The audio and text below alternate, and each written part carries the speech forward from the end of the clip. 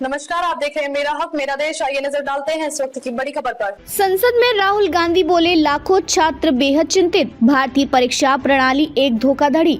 लोकसभा में विपक्ष के नेता राहुल गांधी पूछा, नीट एक व्यवस्थित मुद्दा है तो आप इस मुद्दे को ठीक करने के लिए क्या कर रहे हैं। लोकसभा में विपक्ष के नेता राहुल गांधी ने कहा, चूंकि यह नीट एक व्यवस्थित मुद्दा है तो आप इस मुद्दे को ठीक करने के लिए क्या कर रहे हैं। लोकसभा में विपक्ष के नेता राहुल गांधी ने कहा, मुद्दा यह है कि देश में लाखों छात्र हैं जो इस बात से बेहद चिंतित हैं कि क्या हो रहा है और उनका मानना है कि भारतीय परीक्षा प्रणाली एक धोखाधड़ी है। लाखों लोग मानते हैं कि अगर आप अमीर हैं और आपके पास पैसा है तो आप भारतीय परीक्षा प्रणाली को खरीद सकते हैं और यही भावना विपक्ष की भी है। नीट पर सुनवाई के दौरान CJI बोले, पेपर लीक व्यापक है, इसका कोई सबूत नहीं। सुप्रीम कोर्ट नीट UG 2024 परीक्षा में कथित पेपर लीक और गड़बड़ी से संबंधित मामलों की सुनवाई कर रहा है। याचिकाकर्ताओं छात्रों की वकील के ओर से पेश वरिष्ठ अधिवक्ता नरेंद्र हुड्डा ने सुप्रीम कोर्ट को बताया कि बिहार पुलिस की जांच के बयानों में कहा गया है कि लीक 4 मई को हुआ था और संबंधित बैंकों में प्रश्न पत्र जमा करने से पहले हुआ था। सुप्रीम कोर्ट ने कहा कि ई-रिक्शा द्वारा प्रश्न पत्र ले जाना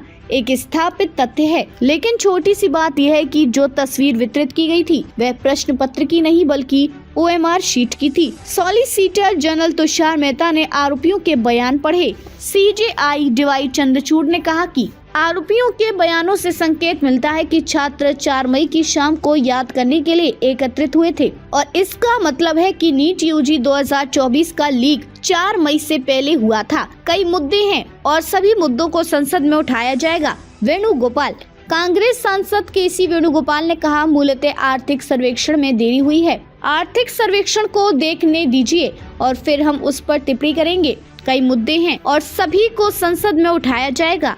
आज संसद का मानसून सत्र शुरू हो रहा है। आज पूरे देश की नजर इस पर है। PM मोदी, प्रधानमंत्री नरेंद्र मोदी ने कहा, आज सावन का पहला सोमवार है। इस पावन दिन पर एक महत्वपूर्ण सत्र शुरू हो रहा है।